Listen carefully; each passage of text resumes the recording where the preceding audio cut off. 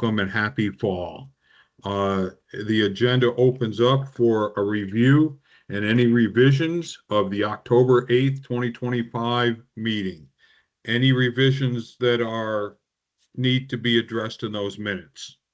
Yes, I have one revision.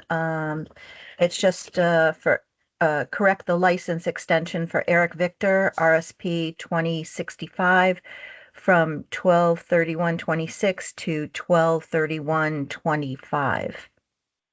And then the second, it's not really a revision, but AAL 1455 revised Sense and Sensibility course at the New England Expo by Director Steve Souza.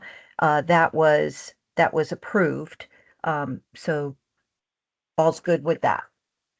That's all I have. I also noticed in our attendance roster, I didn't see Mr. Eric Victor's name in that as well. No, that's being that'll probably come up in December's meeting. He just contacted me actually while we're online right now. No, I He didn't understand, but I mean, he was present at last month's meeting. He was present. I didn't see that. Oh, I didn't. Good eyes. I didn't see that was Okay, missing. so that's that he the was only missing. other revisions that I saw. Yes. Are there any other revisions? Hearing none, can I please have a motion to accept as revised? I'll make a Second motion to call. accept as revised. Norris got it. I'll second. Maria said it. Maria's accepted. Thank you. John, you second? Sure. Ayes? Aye. Aye. Nays? Abstentions? Okay, the October 8th of 2025 minutes have been accepted as revised. Thank you. Okay, we go into old business here, and we have the RCR applicant, Mr. Badmus, RSP 2097 sample report review with his supervisor. Gentlemen, can you please, for the record, state your name, spelling of your last name, and the address of your employment? Mr. Badmus, you could start, please. Okay. Good morning, everybody. My name is Adibowale Badmus. My last name is spelled as Badmus, B for baby, A for apple, D for daddy, N for honey, U for umbrella, and S for sun. Badmus. And the address is 214 Amity Road, Woodbridge, Connecticut, 6065525. Thank you. And your sponsor, please? I don't want to mispronounce your last names, gentlemen, so my apologies. My name is Richard Wante. Could you spell your last name, NW. sir, please? NWACEUKWE. Office address 214 Amity Road, Woodbridge, Connecticut, 06525. Very good. Thank you, gentlemen. Okay, Debbie, I will turn that over to you to give a quick overset, okay? Mr. Badmus is here today with his supervisor to discuss his sample reports that were submitted. Hopefully they'll be okay. That's it. He's got a year left of his provisional license, and so there's no urgency there with a time frame. Okay. Thank you very much. Members of the commission, are there any questions for Mr. Badmus?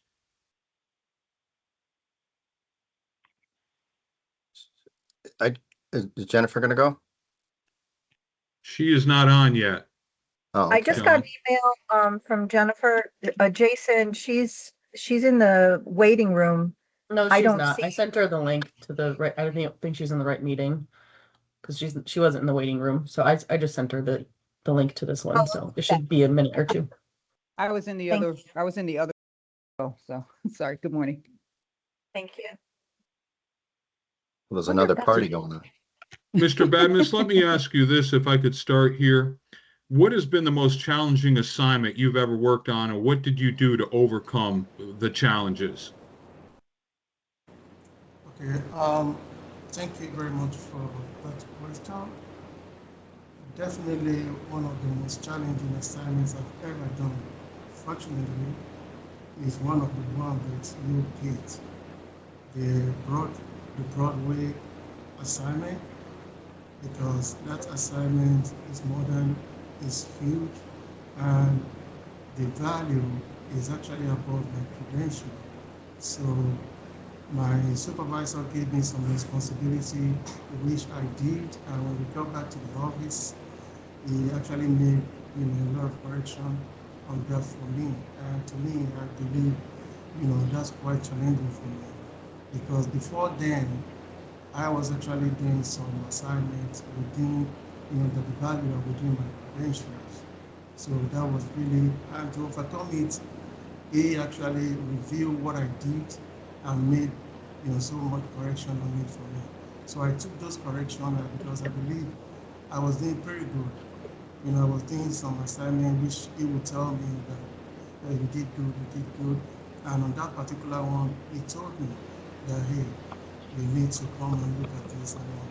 So it was quite challenging for me. Thank you. Other members of the commission, are there any questions for Mr. Badmus? I got a question on, just quickly, on the report of, which one am I on? I'm on 787 East Broadway, Milford. Yes, sir. Got the right person, right? So on your, just on the cost approach, which I believe is on the second page, right? Third page. So on the cost approach, you state the cost approach is based on various estimating guides. What estimating guides are you using? When Okay. reading audio, it's fine. That particular I report couldn't get it. is the one I Maybe. just mentioned now that was quite challenging for me. And what I did was, we got the cost approach from, because when I did that report, I would go to the office. My supervisor told me that, yet, you try your best, but this is above your credentials. And I think it should be, we want to talk most on it. But what I just noticed on the cost approach is that we use local builders and contractors, and then to get the value of the land, we use comparable sales and analysis within the area. We review, we research some costs about it, and then we use the age light, method to the approach on that particular one. So I did my best on it, and when we got back to the office, he made a lot of correction, as I mentioned earlier on today. So he's here, he can also speak to that on it from it. So Richard, what are you guys using? Basically, I use to determine the land value. I always use the comparable land area, and this is a waterfront property, so there is not much comparable in the area. So that's why I have to extend to like Bridgeport, Fairfield, just to see what the comparable lands in waterfront are. Then at the same time, when it comes to, we use like the comparable, I have to apply some third analysis just to pair some of the sales in the area regarding those jurisdictions. Then there is this website I always use to determine the cost approach, which helps me a lot. That is using the building that cost method, also an online cost approach analysis, just to help determine the cost per square foot of property within the water area. But mostly, all this is kind of approach that I use in determining what is relevant, and at the same time, we also base using like local builders to find out what the cost of building the area is when it's, especially when it's relevant with such complex practice because the subject itself is very complex. So dealing with it is more challenging based on the time of the inspection and the time of completion is within availability of 2 to 3 weeks. So it's more challenging. I engaged him because usually we normally do like the standard 10, 1004, all this more. But when that one came, I took him with me. I said, this is more challenging. So bring a lot of notepads. And during that, I allowed him basically to start first. When he came back, the value he brought out was not even close. So I told him, you see, this is where experience matters. And so we actually dig deep in that one. And so he understands that there is difference between a standard appraisal and a very complex one. But Gotcha. it was fun. Yeah, good. This was a challenge when I saw it was on the water for sure. The only thing I didn't look for, did you mention him in the certification, right? That he contributed work? Mentioned him because he was mentioned on the addendum. The addendum. But because of the value involved in it, they didn't allow him to sign it. Just like one of the ones No. you guys picked was an appraisal, and SHA will not allow his signature, but they also allow his contribution as a training. Okay. He should be in the certification though, going forward. Just review USPAP and just review that going forward. Otherwise, I'm okay. I got no more questions. I saw this one. It's a challenging assignment. So Oh, sorry, I was even going back and forth with the underwriter. So they were like, at the end of it, I all worked out. I got no more questions, Jerry. Okay. Any other members of the commission with questions? I think Commissioner just Moore, What? yeah, Commissioner Yes, I Moore just joined us. I just got in. So where are we? I'm sorry, where are we? My link didn't work apparently, and We are I going just through the got it. application of Mr. Badmus. We're just about wrapping that up, Bob. Haha, okay. I had lots of questions, but if you're wrapping up, then go ahead. Is there a point you would like to ask, or? I just found lots of problems with all the appraisals, especially 787 East Broadway in Milford. But it's really, Jerry, it's there's too much even for me to go through, even if you gave me 20 minutes. So just go and I'll vote the way I feel.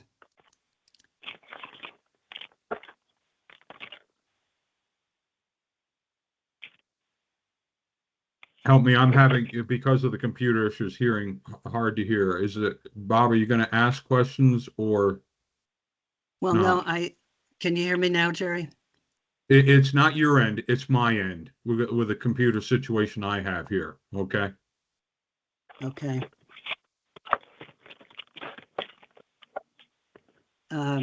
Well, I was saying I mean, too many questions. Even if you gave me 20 minutes, I couldn't ask all my questions. So I'll just sit back and vote my conscience. So just proceed since you're wrapping up. Go ahead. Okay. Okay. Are there any other questions by members of the commission? Hearing none, can I get a motion on the application of Mr. Badmus, RSP 2097? my mic is off. I'll make a motion that we accept Mr. Badmus is for his work log. Okay, we have a I'll motion second. on the floor. Do I hear a second? Second. I hear a second. This final discussion amongst commission members? Hearing none, ayes, Aye. Aye. nays? Nay? Abstentions? Commissioner believe from Moore right here voted we- nay. Mhm. Excuse me? Commissioner Moore voted nay. I don't know if you heard that. No, I did not. But the vote is that he is, Mr. Badmus' application has been accepted.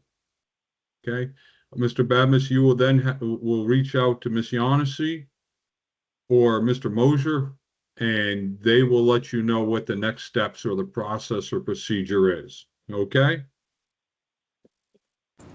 Okay. Thank you very much. I appreciate it. Thank you and good luck Thank with you. your career.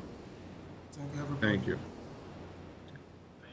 Second old business is RCR applicant Joe Salvati, RSP 2067.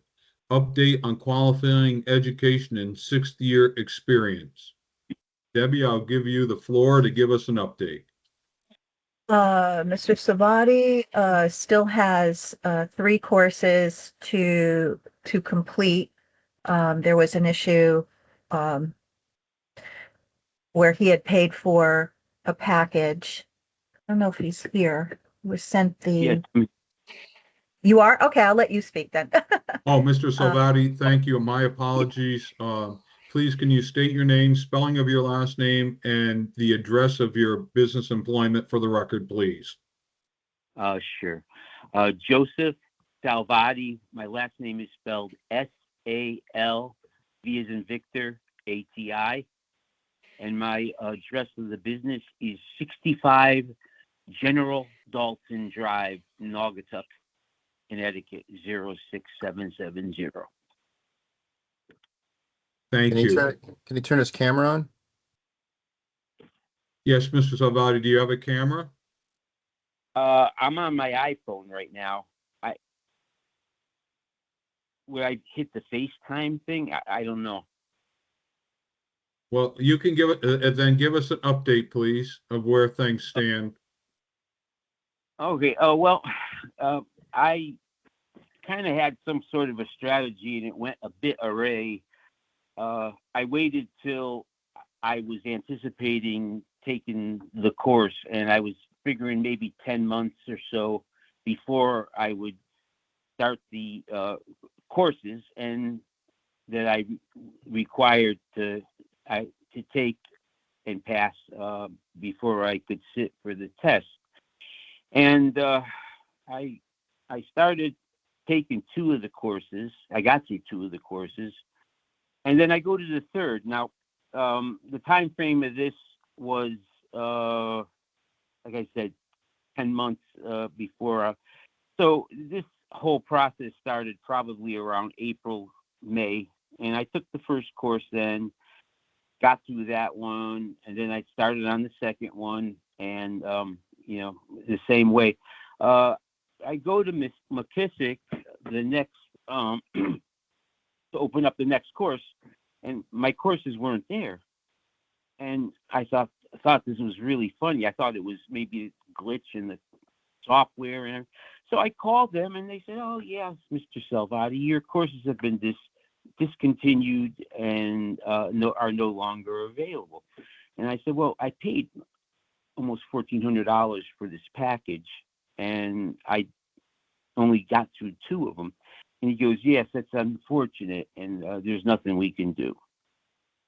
So I mentioned this to Debbie by phone. This was probably about 2 weeks ago or 3 weeks ago. Anyways, she was, I think she sounded a little bit surprised herself. McKissick has been, perfect. I've used them since the first time that I, just to take the provisional license, for all the education, continuing education. Never had a problem with them, and I fell into this with them. And I said, "Well, what courses can I take?" Well, I said, "I'm going to just have replacement courses, right?" And they said, "Oh no, you're gonna have to pay for those because you passed the deadline for us keeping the course in the system, and we deleted them. And you're gonna have to pay for additional courses." And they started giving me a price for the 3 last courses of I think around $650, $700. And then I said, "Well, gee, this is crazy, you know." And I've had not the best year. I'll be honest with you. I'm not gonna cry over my milk and everything, but the last 5 years, I lost the business. I lost a store. I lost one of my houses because I put it towards the business, and I still have my other house in Naugatuck, and that's when I started to appraise. So, anyways, this year was fairly slow when I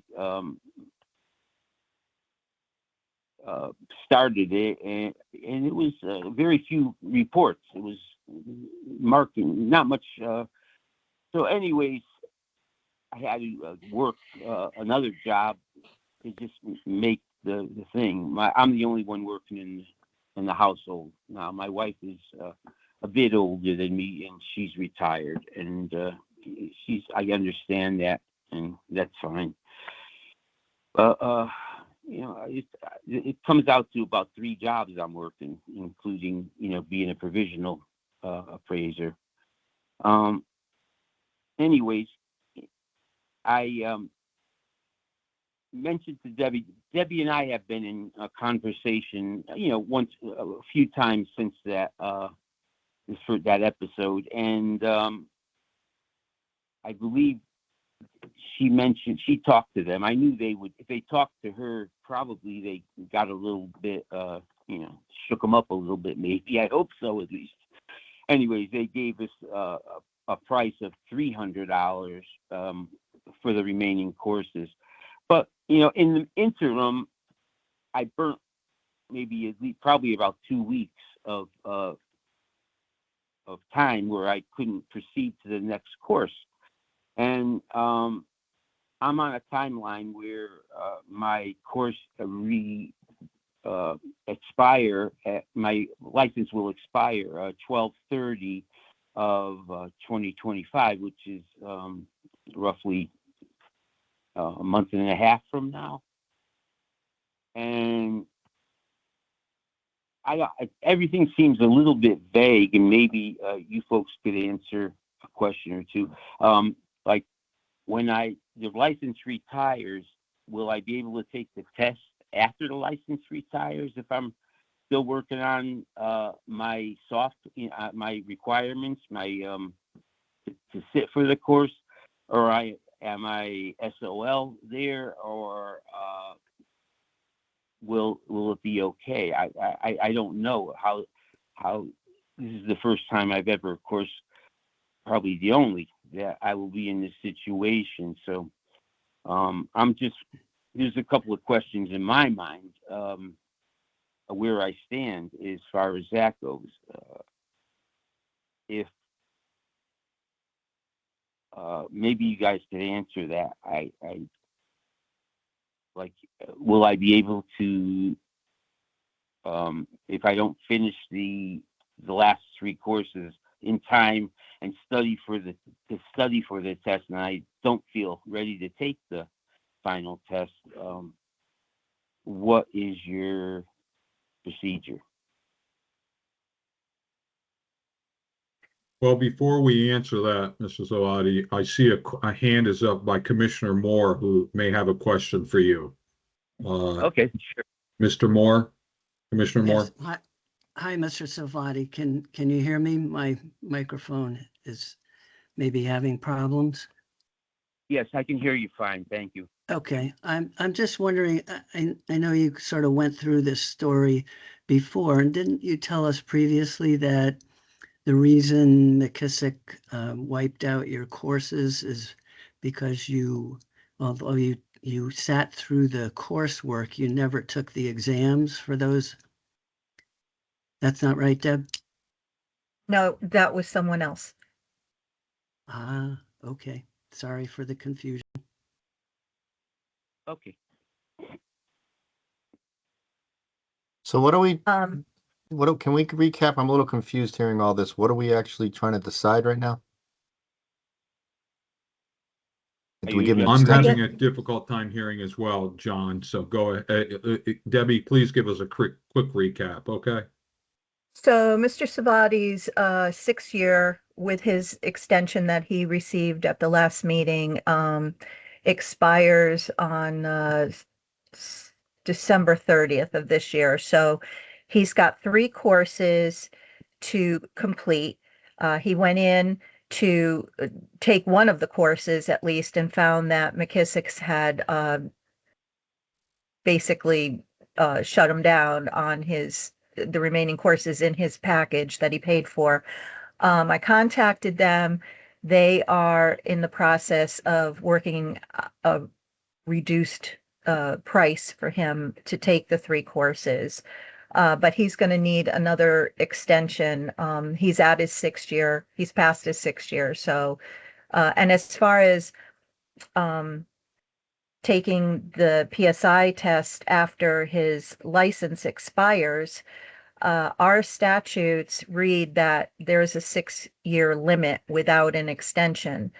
So he's going to be not an appraiser once he passes that expiration date.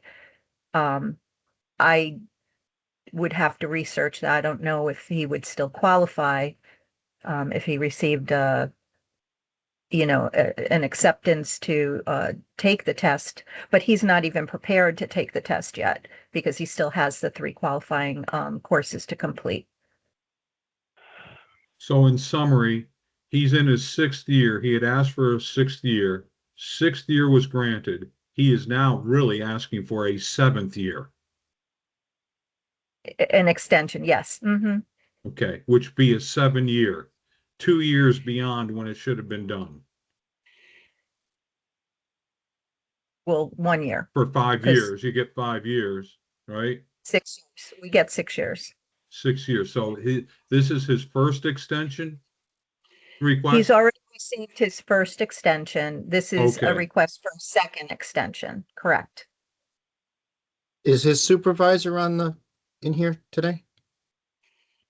No, he's not on. He's not listening. I'm sorry. He's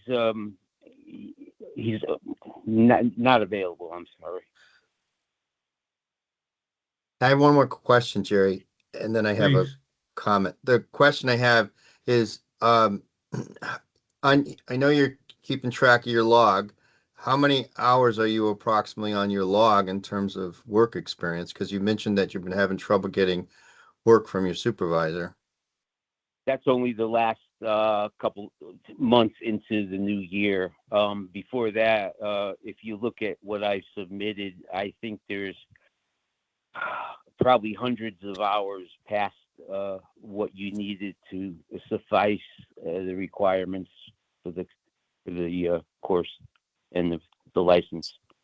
And Debbie would probably be able to verify that.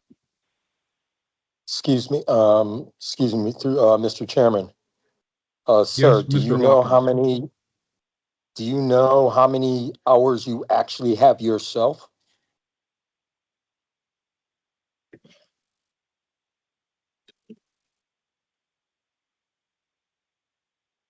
Mr. Are Savati, you could you talking hear to me? that? I'm sorry.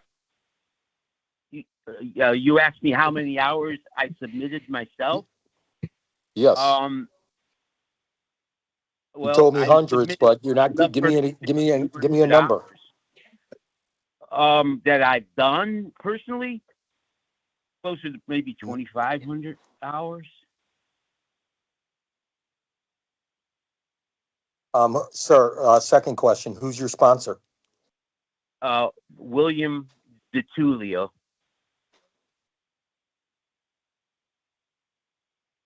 Mr. Chairman, to me, I would think, my personal opinion is to table this, bring the sponsor in and see if we can, Debbie, what can we do for this gentleman? What are our options? Well, I don't One want to go, option I don't would want to be go. to- One option would be to grant him another extension, a second extension, Yeah, I which we understand have that. granted. Yeah, Other than that, there's nothing, I mean, the ball is in his court. I don't feel, I don't feel comfortable unless I'm sitting there with his sponsor and we grant him an extension and it's not done at this time. I really don't. So I got a He- question for you, Deb. Sir, he's had that extra year to get this done. He hasn't had an extra year. His license, his sixth year was up on July 29th of this year. So he's just Okay, had one extension, correct? But okay, I'm sorry about that. I'm really sorry. Okay. And during that extension, did he get any courses done? Yes. Oh, yeah. He got one course done. Okay. I think I got two of them. You got two of them done. Yeah. Yeah. Do you have the certificates for both? Did you give them to Debbie? Yes, she has them. Okay. All All right. right. So you've taken two, you've taken three. And you think you can finish, if we did give you another 6 months extension, you think you could get those three classes done within that time period and get your experience log submitted to us after you take those classes? My experience, like, you mean how many? That should be fulfilled, I would believe. I've submitted over 1,500 hours of courses. Am I misunderstanding you? Courses. he submitted his experience log, but he's not courses, prepared. Appraisals, I'm sorry. Debbie, He 1,500 hours. submitted I have his experience log. He's just not prepared to come before the board to ask for samples to be chosen for review because he doesn't have his qualifying education set yet. Okay, so this is where I'm thinking is, we only give him 6 months. What if we just give him, this is just an option, we give him 3 months to get the courses done. If he gets the courses done, we can do 3 months for the, then we can take it from there on the experience credits. But if he gets the courses done in the next month, he can submit his experience credits and then he just may need time to take the exam. Anybody else? Jerry? Jennifer or Maria, you've both been quiet. Any thoughts? You're both on mute. No comments. Okay. I have one thought. Mr. Salvati does, if I can speak. Mr. let me know Salvati, when. I'm sorry. We're talking amongst the commissioners right now. Okay, yep. Okay. So John, just summarize, you're looking at a 3-month extension?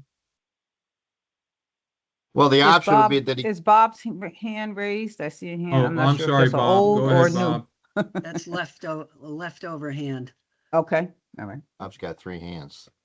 So, this option was that we just give him a 3 months extension, that he's got to take the classes and pass those 3 classes within that 3 months and submit his work log for experience before, as soon as he takes those classes done.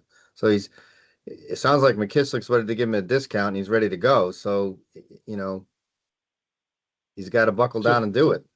That's the John, bottom are you line. thinking of going, because he goes till the end of this year, are you looking at going to like April 1st or March 31st? Is that what you're thinking? Because Yes. his license goes to the end of December, I believe. Yeah, I'm willing to go to like 4 months, April 30th, only because Okay. we may have a snow month. Yeah, that would match up with a licensing cycle. That makes sense, yeah. That makes sense. Do you want to make a I- motion on that? I actually had one quick question. Go ahead, Sorry. Bob. Yep. I'm also wondering, I know you were said previously that the coursework is very expensive for you, and that was one obstacle to completing the ones that were wiped out. So is this arrangement that McKissick seems to have made with the $300, is that something you'll be able to afford and pay for? Well, I'll be honest with you. I pay all the bills. A lot with everything loading up at my house and with the business. E&O insurance is over $600 a year. ACI software and everything else. It's tough because, and we're going into the holiday season where I buy a lot of gifts. I haven't gotten a Christmas gift in years, and my wife and I are the same way there. So what classes does he still have to take, Deb? Is it does he have to take, because this is qualifying education, so is the 15-hour USPAP done?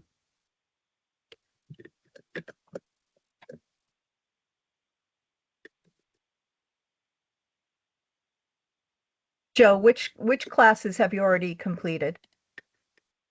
Oh geez. Residential. The first one I think was the form appraisal form, proper filling in of the appraisal forms, learning everything about the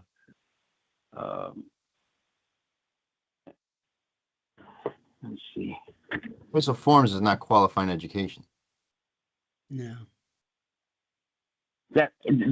Are you talking about continuing education now? No, qualifying education. Okay. He would have had to take the 15-hour USPAP to get his provisional license. So what does he have left to take? Well, the courses that were turned away. I forgot. I wrote them down here.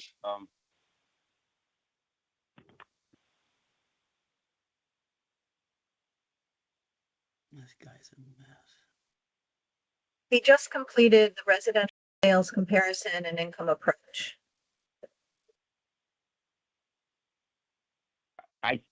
Mr. DiTullio is trying to contact me for some reason. Did you folks call him by any chance? I'm sorry to interrupt. No. Oh, he's gone. All right. Thank you. Commissioners, Mr. Savati is on the agenda to discuss an extension. He's not prepared yet to have his experience log reviewed. He still has his qualifying ed that's due. He doesn't even have his application in for an RCR yet. He's just primarily a provisional licensee at this point, which is why we don't have all of his certificates. The only certificate that he's sent in for his qualifying ed is that one that I just read to you, because that was a requirement that you asked for, the residential sales comparison and income approach. That's Okay, the the only only reason why I was certificate. asking these questions, Deb, was he's got these 3 qualifying classes that he's got to get done, which we could give it extension for, but he's also got continuing education that has to get uploaded by the 30th, which includes the 3 mandatory appraisal law, the USPAP, and the buyer's class. So that's 6 classes he's going to have to take over the next. And I just want to make sure you're aware of that. He's aware of that. And Yes, I believe he is aware that he needs to take actually the 3 mandatory courses, because this residential sales comparison and income approach, the 30 hours, that will count as CE for this cycle. That's the one benefit that provisionals have. If they take one qualifying course per year, it also qualifies as their CE elective. for that cycle. No, yeah, I know. Yeah, okay.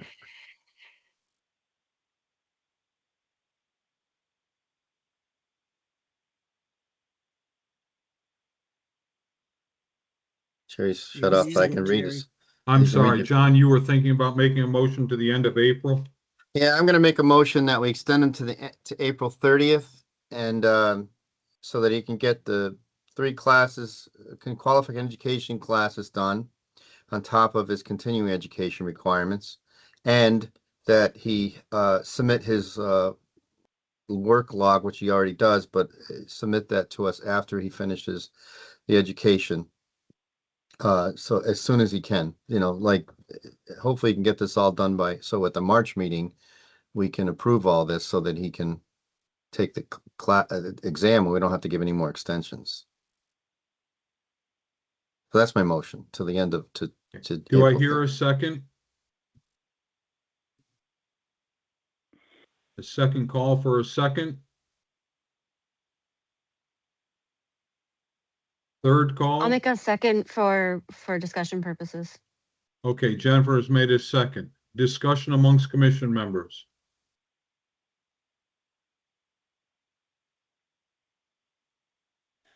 Candidly, I think that there's got to be a little bit more urgency by Mr. Salvati to get this done. I think we're being generous of granting this, and there are priorities that got to come into play here.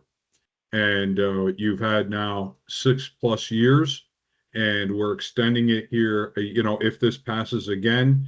But I believe that it's really it's time to step up and move it forward. That's a personal thought. I respect and understand the motion on the floor, but I do have my concerns.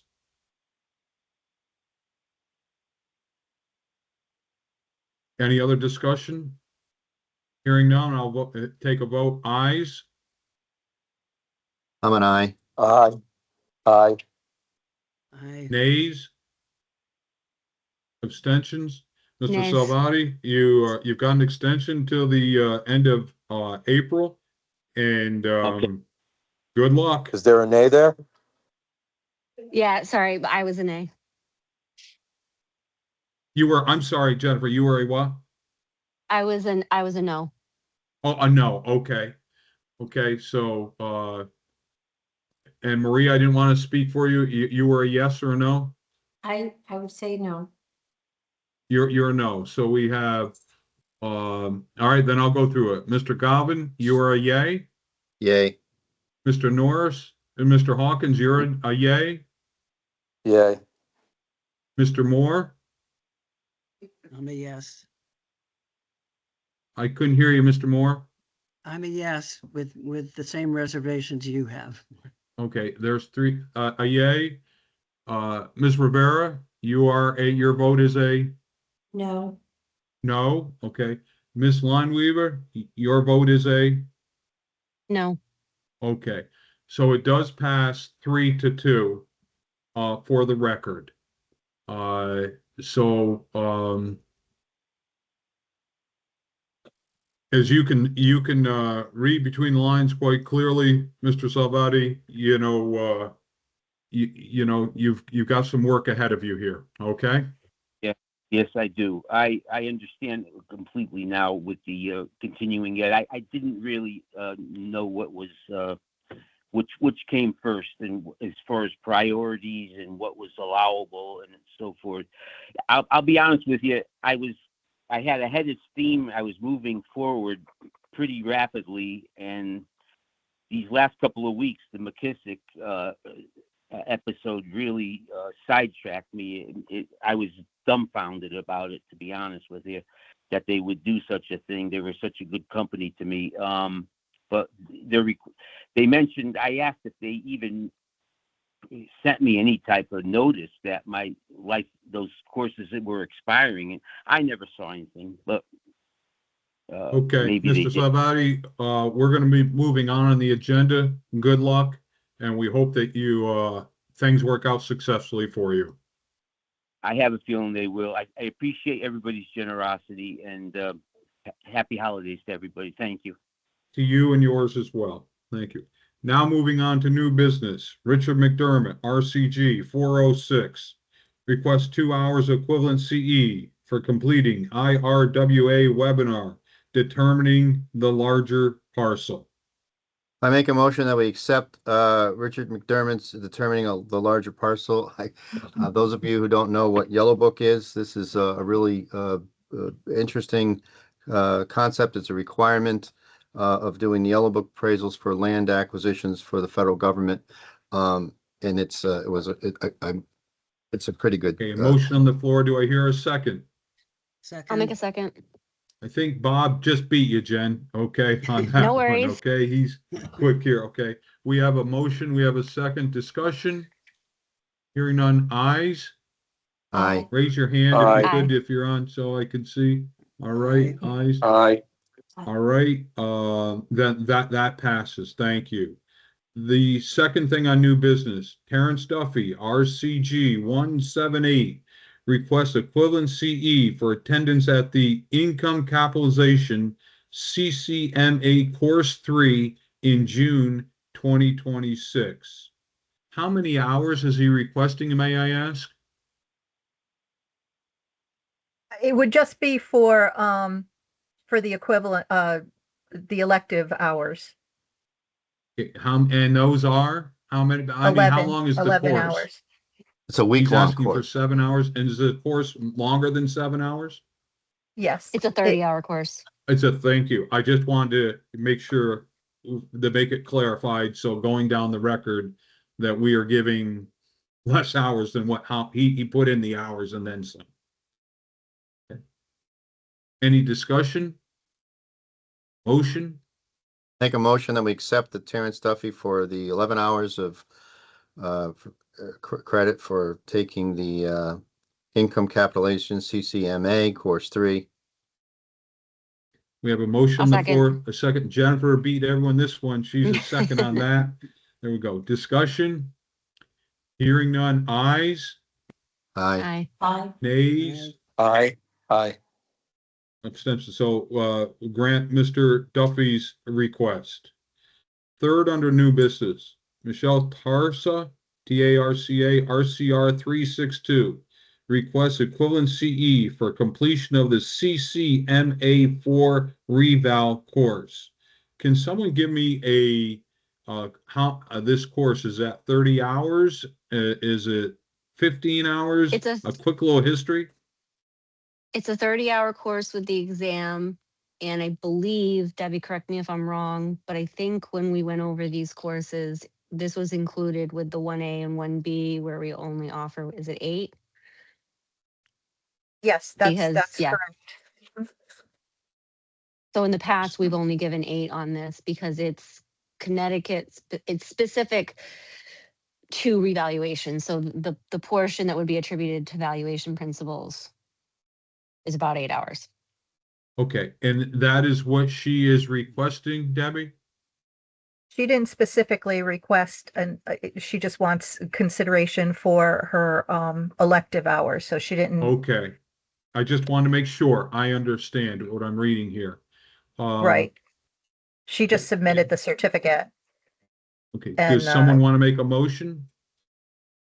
Make a motion we accept 8 hours for RCR 362 for the CCMA 4 reval course. I'll second. Okay, I believe I see Norris talking. Is that a second, Norris? Second. Okay. Discussion? Hearing none. Ayes? Aye. Aye. Nays? Abstentions. So Ms. Darcy has 8 hours of CE for the CCMA reval course. Next on the motion is a Michael Colburn, RCR 1191. Requests equivalent CE for completion of course 1A, Assessment Administration, 35 hours. Course 1B, Assessment Valuation, 35 hours. And course Roman numeral 4, Revaluation, 35 hours. So can I get a little, is this applicant looking for 105 hours or just putting in 105 hours hoping to get 10 or 11 or 12 or 18, or what are we looking for? We're just looking for the elective component, because the 11 hours for electives, because he still has to do, even though he completed all these hours, he still must complete the 3 mandatory courses. Okay. So it's just 11 hours. Fair enough. Any discussion? Well, I think we should break this out so we don't cause confusion amongst other assessors. And if I got this right, Jennifer, the course 4 revaluation is the same one as previous, so that's 8 hours, correct? Mhm. Okay. Right. And then what about And the other one, two? so you listed, it was 1B, right, Deb?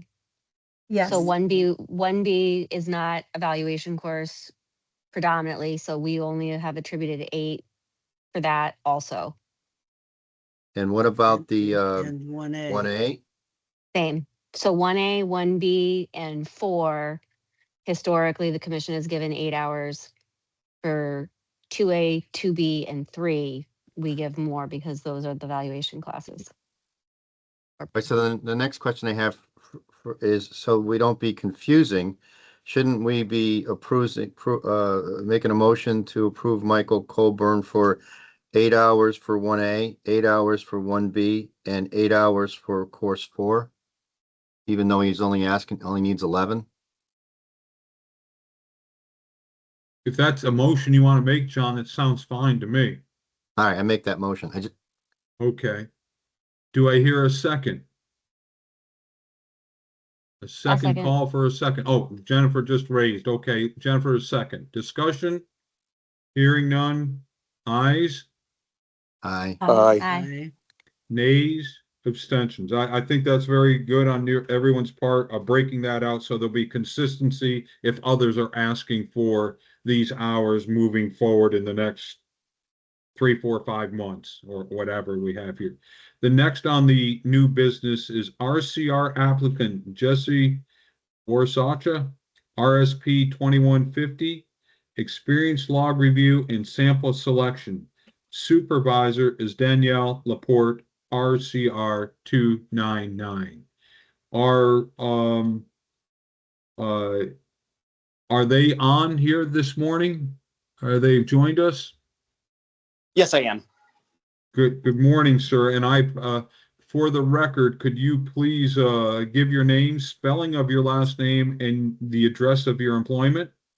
It is Jesse, Jesse, Warzaka, Warzocha. And for the address of employment, I don't remember what was on file when I first started this, but we did move offices. I don't know if it was 16 Cornerstone Court in Plantsville or if it was P.O. Box 585 in Southington. But we did just change offices earlier this year. So I don't remember which one. I have, oh, never mind. I'll update that with you Okay. after the meeting. I do have the new address for you. Hold on. I apologize, by the way. My And daughter's Mr. Warzaka, I apologize if I mispronounced your name. Oh, no, you're okay. I just a heads up. I apologize if you hear my daughter in the background. She unfortunately got hand, foot, and mouth. So she's home from daycare and I'm home with her today. So Is your supervisor here with you today, Mr. Laporte? he is not. I was advised that he did not need to be here. That is correct, but I'm just trying to give courtesy in the event he was with us, okay? Yep. Okay. Okay, so we are here, and Debbie, correct me if I'm wrong, we are to pick samples, am I correct? Correct. Okay. Members of the commission, do you have any favorite ones that you want to be brought forth to the queue? Well, I got a Jerry, question with the log, Jerry. Yep, I do also when John's done. So the log is supposed to be signed quarterly, and it's just got signatures on the bottom of it. Is that an issue? I thought I was advised at the end of every page to just have a signature with the amount of hours. I tried to go back to the emails that Debbie sent me and just tried to follow off what she guided me. I don't remember if there's anything about signing off quarterly.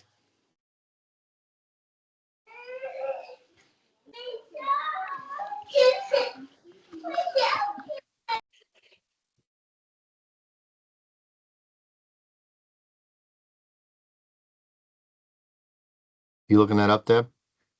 Yes. Well, So we have He to did make a not motion s- to accept the log. So I can make a motion that we accept the log contingent on Debbie making sure that it's compliant with the signatures. And then if it's not, that he just resubmit it, correctly with the I do, signatures. I do see that on page 3, it's a 67-page log, and I do see on page 3, the very first one, his signature and his supervisor's signature are there. So if we go through every few pages, yep, and then his signature and his supervisor's signature is also on page 7. So given that, Okay, I I would see say that. that, yep. Bob, you got a question on the log before we make a motion? Yeah, I noticed that there's no work on there in 2025. Is that because you sort of stopped the log or didn't present the rest of it after you reached the 1,500 hours? Yeah, correct. So I finished my log and I submitted it, and then it was my error. I didn't realize that there was 125 hours of education that needed to be submitted before putting in the application to upgrade my license. So throughout 2025, I was doing those classes. Okay. And I just have one general question about your appraisal practice. I noticed in the log that you're doing a lot of traveling. You're all over the state. You've got appraisals here in all 8 counties in the state. And I'm just wondering how you maintain enough of a knowledge base to be geographically competent in throughout the state. Well, I've lived in Connecticut my whole life, so I mean, I know Connecticut well. I mean, there's a lot of areas that were new to me, but when I was going off on my own and taking on some of the appraisals, I didn't mind traveling out a little bit and just kind of learning more of these areas that maybe I wasn't overly familiar with. So I kind of was willing to kind of go anywhere in order to get the log done.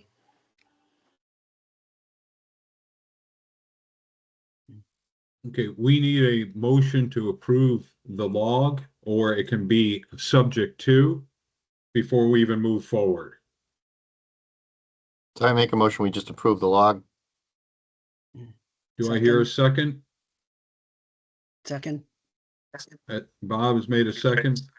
Ayes, Aye. Aye. Aye.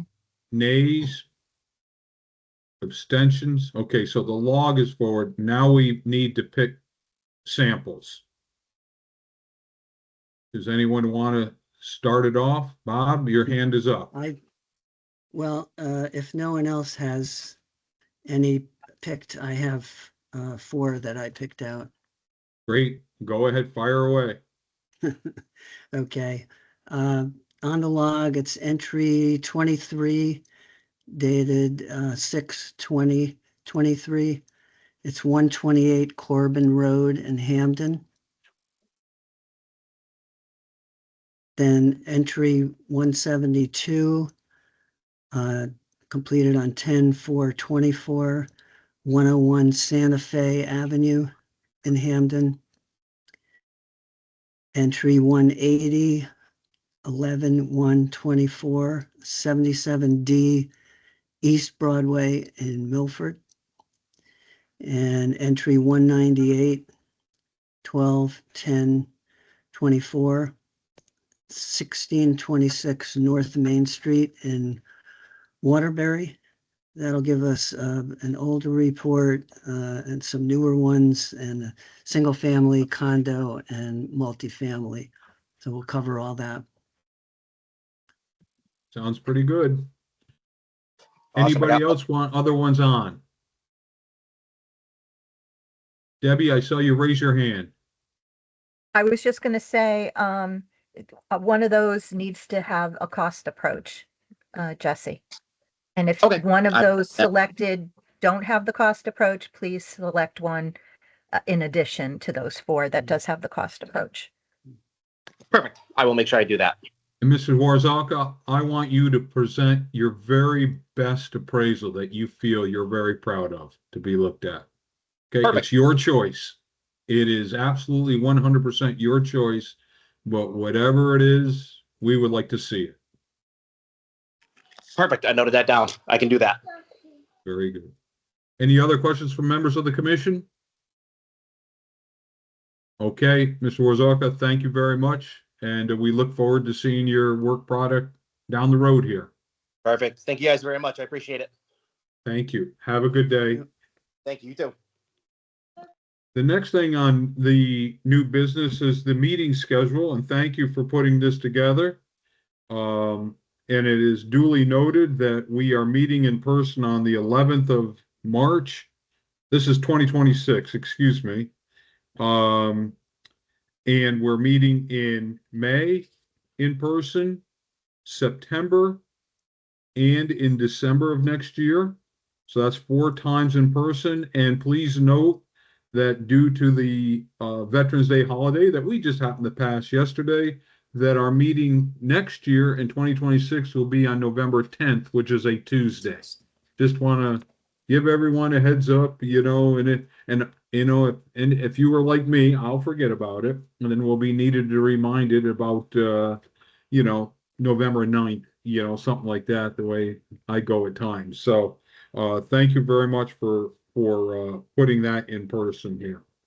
That brings conclusion on the agenda of the new business, and now we move over to legal. And Attorney Bullock, the floor is yours if there's anything you need to add or say or what have you. Hi, good morning, everyone. I don't have anything that I need to add or say, but I just want Well, to it's say good good to see morning. you, though. Good to see you as well. Thank you. Okay, thank you. Next on the agenda is for staff. Is there anything from staff that needs to bring before us or our attention? Not at this moment. Negative. I had a Okay. question. Bob, you have a question? Deb, I thought under staff that we were going to discuss that course from Peter Christensen that was tabled, put on hold. Thank you. Thank you for that. I lost my paper on that. Okay. Thank you, Bob. Okay, so there was a submission in the past months ago, earlier this year, for valuation bias and fair housing from Peter Christensen of e-learning. And it was denied because it did not follow the AQB criteria for that course. It's been approved in other states. There's a couple of states, including Connecticut, that did not approve it. So I just wanted to clarification on this. If somebody submits a certificate for that completion from another state, because we do accept from other states, but we can't accept that course because we declined it because it doesn't follow AQB criteria per their checklist. Do we just accept it for CE? I feel like this whole class is going to be a problem. Valuation bias and fair housing laws and regulations as a whole, because this month I've been getting certificates for the 4-hour fair housing and bias from New York, you know, as equivalent, which we don't take. I mean, we'll take it for elective, but not for the mandatory. So I just wanted to bring that up to your attention, that we don't have that. We did not approve that course for the valuation bias and fair housing laws and regulations. We did not approve it because it did not follow the AQB criteria. So how do you want to handle that? Debbie, didn't we give them a chance to resubmit? We did, and they never submitted anything. Okay. They responded to the email, and he said that, Mr. Christensen said that he was going to try to reformat it so that it would meet the other states that did approve it, but there was no follow-up, so, on Right. his part. Okay. So let me ask, maybe I'm confused. That's nothing new. If we decline to approve it because it did not meet the minimum standard that was submitted by the AQB, okay, so it doesn't fit that criteria, then why would we accept it as an elective if it didn't meet the criteria already put forth by our governing body? It's my question here. Is there a category we would accept it under? Like, would that go under appraisal law? Is it under valuation? Is it, the different criteria where courses have to meet the different standards? It's not a statement I'm putting, it's a question. What box do we put it under? If we were to accept it for other electives. That's a question to all members of the staff and commission members. I'm all ears. Well, my thought would be, well, a couple thoughts here, but one, from that email string that was sent, did anybody, maybe as we think about reaching out to him one more time and saying, did you modify the class for another state and forget to send it back to Connecticut? Because he may have forgotten, who knows? So that's one. Two, if he hasn't, he just refuses to change anything, then obviously we're not accepting it. But if it is a 7-hour class, right? So if somebody shows up with that, and we can look through it again and see well, is there 2 hours maybe for an elective in here or something else? I mean, we can review it. If someone does show up at that point, we could probably just review it and see if there's any, at least 2 hours that we can give them for something else. But we obviously aren't going to give them the 7 hours for for the continuing education for the requirement because it didn't pass the muster.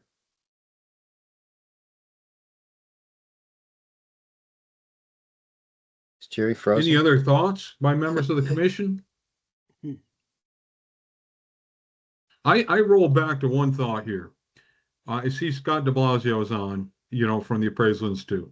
I've taken a lot of Appraisal Institute classes in various states, and there was a time I had to go through, and I took a class that had, unbeknownst to me or on the website of the AI, had ceased to be approved in Pennsylvania, but then they re-upped it. But I happened to be the dingbat that took it in that 1 week that it fell between the cracks. And you know what Pennsylvania said? Take it again, but we will not prosecute you because we can see how that fell to play.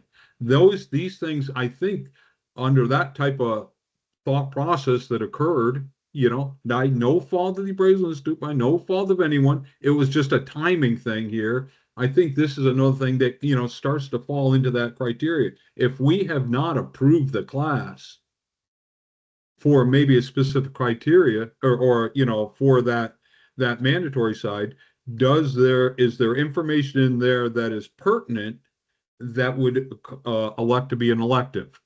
So, and we deal with a timing thing. I'm not comparing apples to oranges. They both fit into the same type of category here. I understand what Pennsylvania's thoughts are. I talked to all their lawyers and all that stuff and what have you. That goes with the territory. I think we're starting to go down that same road when we look at here. If we have not approved the course for that mandatory portion, will we accept it even though another state approved it for elective? I think I'm really boiling it down here. And if we do, what criteria, and does that cause even more confusion to the marketplace?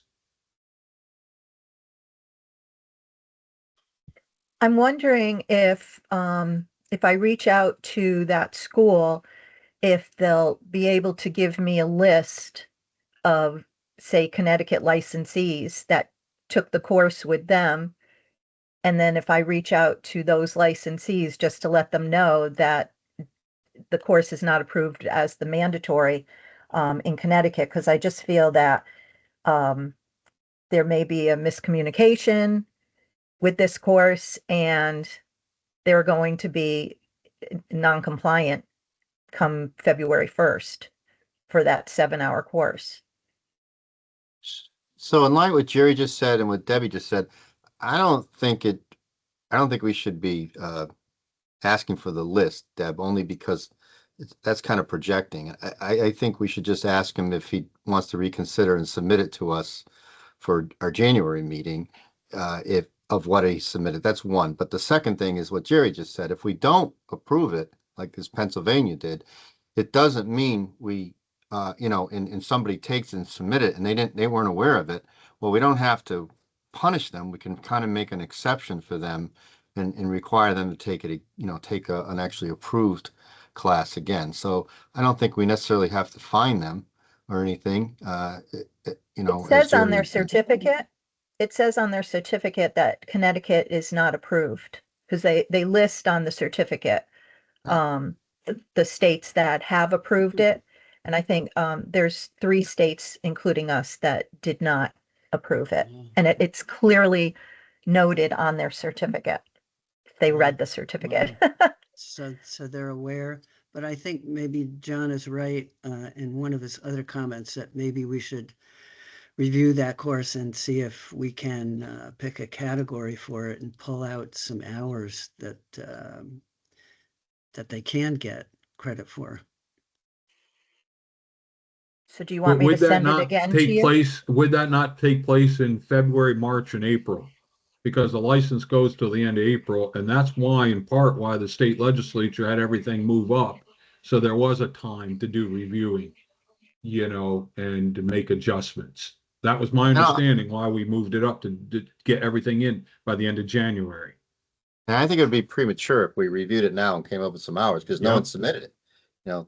I think we just wait to see if anybody submits it and then deal with it. It's also, they I may have thought made some- a business I decision. thought Let's somebody- call it what it is. And we're not in their business. They may have made the business decision not to do it. And here we are. I think we already have somebody that's trying to submit it, right, Debbie? Yes, Oh, okay. yes. He's been emailing, wanting to know when it was going to be accepted. I didn't respond to him yet until I spoke with the commission. I mean, it's not accepted for the mandatory course for sure. I just didn't know how we were going to handle it as far as giving elective hours for that course. All right, this is my suggestion on this. My suggestion is one, I think we should reach out to this guy, let him know that, hey, the instructor, that someone has submitted this class, even though you clearly told them it was not approved. Did you change the class for those other states? And if so, can you submit that for us so we could look at that over in January? And 2, I think the person who already submitted this has taken it and looking for, we let them know that it doesn't count towards the 7 hours. However, it may count for an elective. Please submit whatever we normally require them to submit for any other seminar, such as what Rich McDermott, Terry Duffy, and the rest of them submitted. And then we can review that in the January thing. So he'll know that he or she will know if they can get any electives for January, giving them a little time if they need to get a few more electives done. At least 2 weeks. Sound like a plan? Yeah. Does that work with folks? Yeah. Sounds good to me.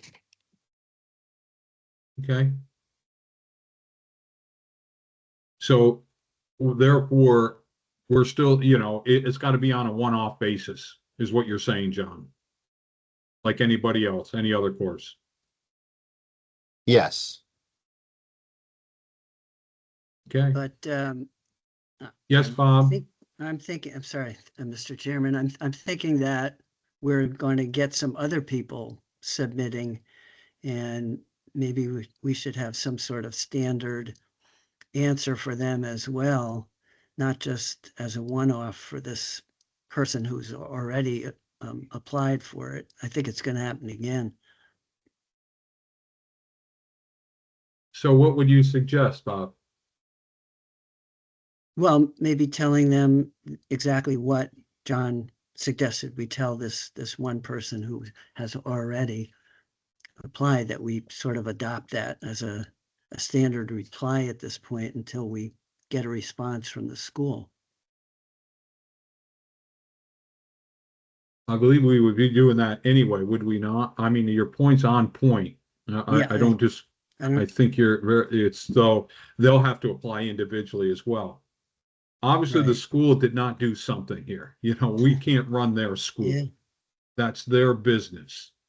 And if they don't have um, the common courtesy to us and the other 2 or 3 states, whatever it is, we're doing common courtesy, handing out to them, hey, did you, from what John is saying, suggesting here, did you forget to include us? Did you make a revision? Did you do something? We've really extended, I think, the olive branch out to Sure. them to Sure. try to save them here. If not, then the people have to come in, just like, as John just said on our agenda here today, with the folks who are asking for their, CCMA course or whatever courses that may be. And therefore I can hear Vicky in the background talking about consistency on the legal standpoint. We've been consistent all the way through for all our years on this. So not on this course, but our procedure in these things. If I'm Yeah. missing something, please correct me, folks. No, and I think it was Vicky who laid out very nicely, spent a lot of time sending what needed to be changed to Yeah. the school. Okay. Does that help you out, Debbie? Yes, thank you. Very good. Okay, is there anything else on Steph? Bob, was there any, you brought that up? Thank you very much. Is there anything else by anybody else? Steph? Okay, now we go into new courses. Are there any edits or questions, concerns, happiness? Anything that you see in here that we need to take a look or we need to take a further discussion on by any members of the commission or staff? I have one. I don't have any issue with any of them except for, maybe somebody else might have looked at this and thought so, but AAL 1503. Did So you I- say at fir- 1503, John? Yeah, so I first I had an issue at 1502, but then I went through it again and I'm sure everybody else has looked at it. It's about measurements, so I think that's fine. But 1503, anybody go through this? Yeah, I did. You okay with it? Well, yeah, I mean, it seems very similar to 1502 in some ways. And not totally relevant to valuation. Yeah, I was a little hesitant on that one. It's the same. Gentlemen, school is it as- enough concern that we just don't approve it at this time for them? Which is No, okay, if that's because- how you feel. No, I just think I just think this. I was hoping that somebody else could look at it and kind of make sure I wasn't, I'm pulling up all the emails now. I got the certificate, the timing, the public work here, the new. I got the IDAC form. I got an email. I got resume. I got the school policies, and I got this thing online. I don't really have much on that class. Was there something else, Debbie, that I missed? That's everything, excuse me, that's everything that they sent.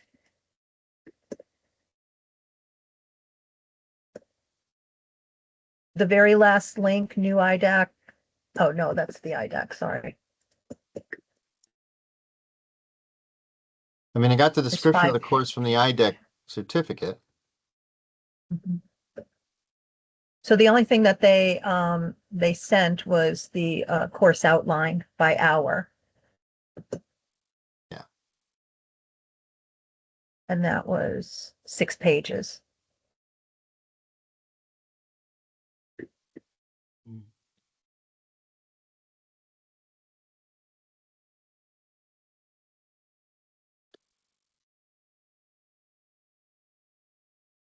Anybody else? I'm Anybody want to looking take a through it, quick? John.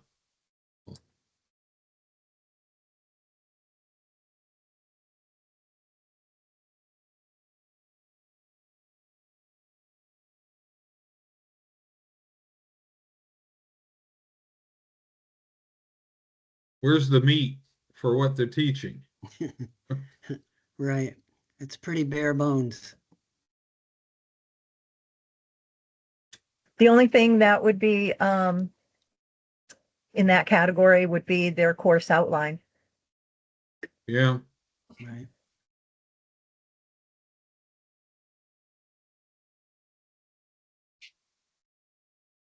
I just don't think it passes mustard. I think That's we just would need more just a personal information. opinion. Yeah. Yeah. We have the other schools who really put a lot of thought and things and put it in there we can follow and what have you. Just a personal thought. I don't know how that measures up. Okay. No pun intended here, but So should we table it till next month? And ask see for if they more can give information? us more meat, put more meat, excuse the expression, more substance to their application, I think would be appropriate, in my opinion. Yeah. Does anyone disagree? No, Okay. I think that's a good John, you're idea. okay? I'm okay with that. I just, Okay. expose the wizard behind the curtain in the automatic revolution. I mean, Was there anything else, any of the others that raised someone's review, question? Go ahead, Bob. I was wondering if anyone had thoughts about 1504, appraiser liability and risk management. There is one MAI instructor. It's a 3-person panel. The MAI is Tim Anderson, and I read some of his articles and things. He's a good guy, and his portion of the presentation does have many references to USPAP, but then there's the rest of it is the 2 other people are employees of the education company. And in general, it just doesn't seem to have enough to do with appraisal and appraising, to my way of thinking. Bob, are you thinking on this? We're talking AAL 1504 that this is more a business decision type course versus appraisal theory and circumstances? Yeah, it certainly tends toward that category. I found opposite of what Bob was saying. I thought as an active appraiser out here in the field grinding it out, I thought that even though that there were topics out here, I know you're going to say business, but there were topics that have to do with communicating the report and miscommunication, which is standard 2, right? So in my opinion, I thought that there was information in here, is it there was just enough information in here to cover a bunch of stuff that would get whoever's listening thinking about their formats, how they're communicating, what they're saying, et cetera, et cetera. Yeah. No, John, I know what you're saying, and I think it'd be a very useful class. I just don't know. I look through the slides, and there are about 30 out of the 160 that have some sort of reference to USPAP, directly or indirectly. So I was just thinking for 7 hours, that's a lot for what's in there. Just food for thought.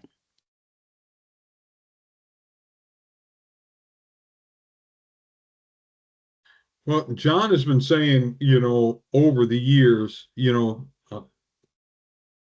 and consistently communication. Does this fit under that category? Communicating our appraisal report. If you don't communicate it correctly, there are ramifications or, excuse me, potential ramifications for lack of following the communicating the appraisal report. I'm just trying to look at different angles here for the discussion purposes. Yeah, it does do that. Any other thoughts on it by other members of the commission? I know that Norris had to drop off. Okay. Jen and Maria, you're My, fine? Go ahead, Jen. I would just add my comments on to John's. That was kind of my impression when I was looking over it, was that this is a way to get into the communication aspect. That's the appraiser's responsibility. So I had a similar impression. Okay. Maria, any thoughts? You're on mute, Maria. No, no comments. Okay.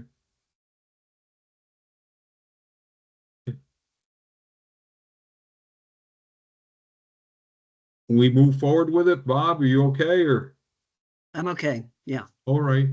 So I make a motion that we accept all the classes except AAL 1503, that we table 1503 to the next meeting.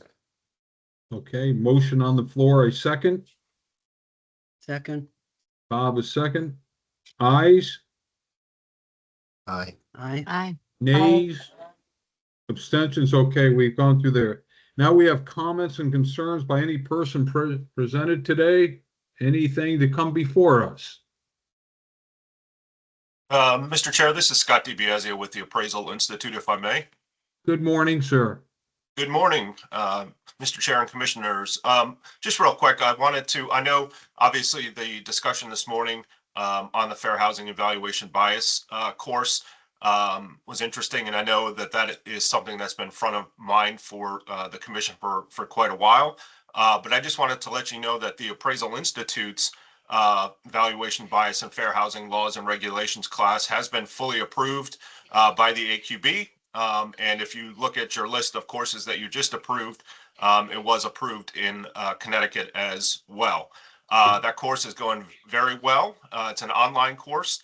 And from what I'm told, several hundred people have already gone through it. So just wanted to update the commission on that. I know that the availability of courses is something that has been a concern for the commission for a while, but there are courses available in the marketplace now, including from the Appraisal Institute. So I appreciate the opportunity just to update the commission real quick on where that stands.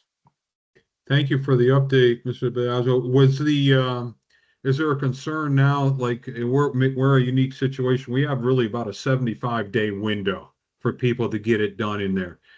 Is the system going to hold up, or let's hope it doesn't start crashing? And then that's the next thing that the phone calls get going forward. Yeah, I can commit to you that the system should be functional, 100% of the time. Obviously, there's no limit, I don't believe, on the number of folks that can be in the program at any one time.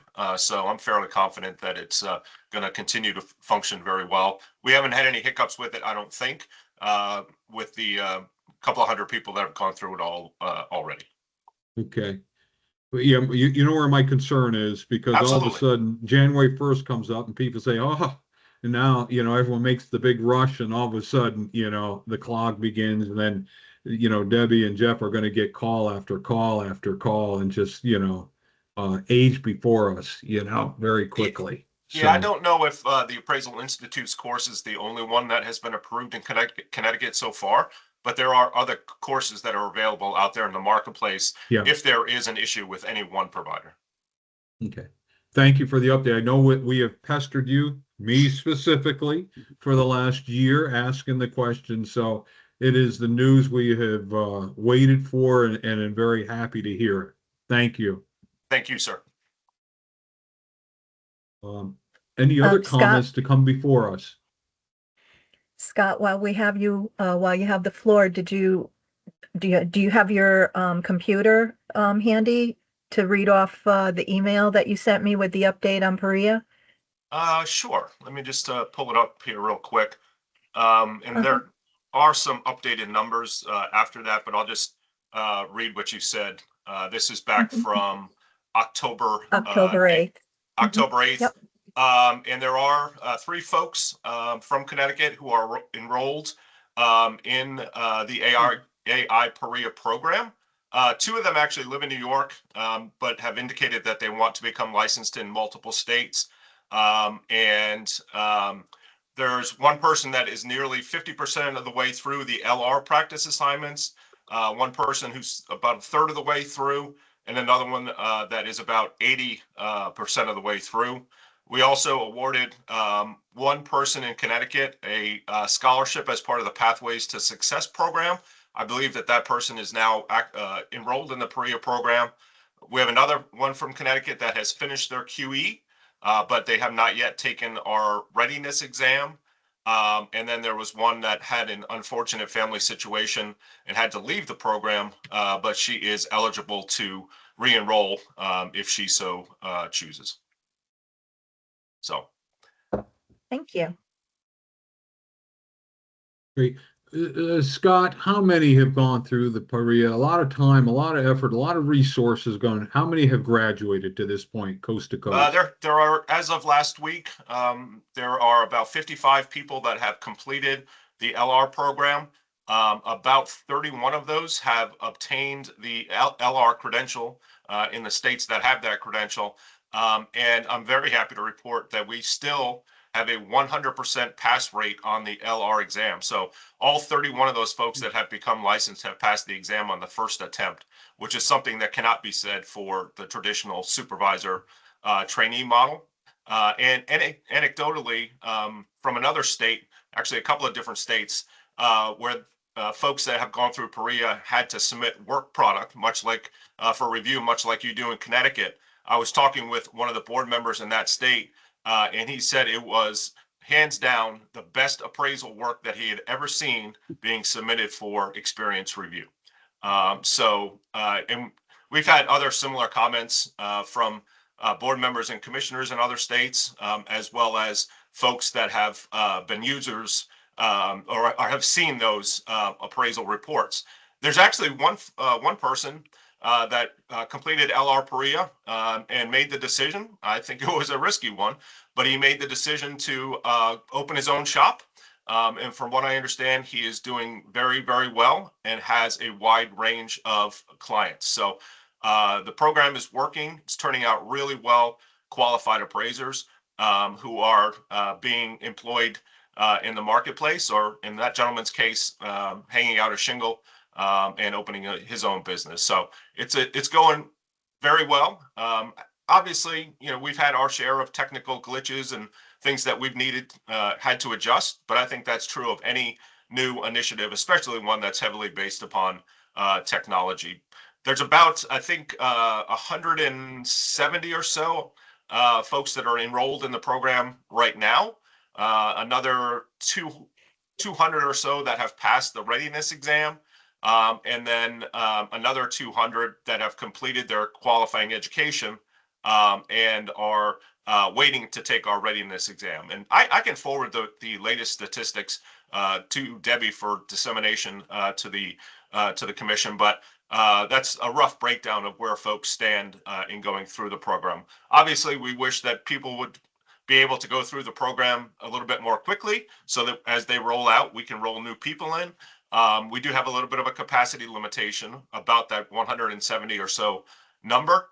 And we've put some time limits on the amount of time that folks can spend in the program, 6 months for LR and 1 year for CR. And obviously, there'll be situations that have to be addressed, extenuating circumstances that have to be considered to give people some waivers from those limitations to stay in the program. But we're trying to get folks through the program as quickly as they can, but also making sure that they are learning what they need to learn as part of the program.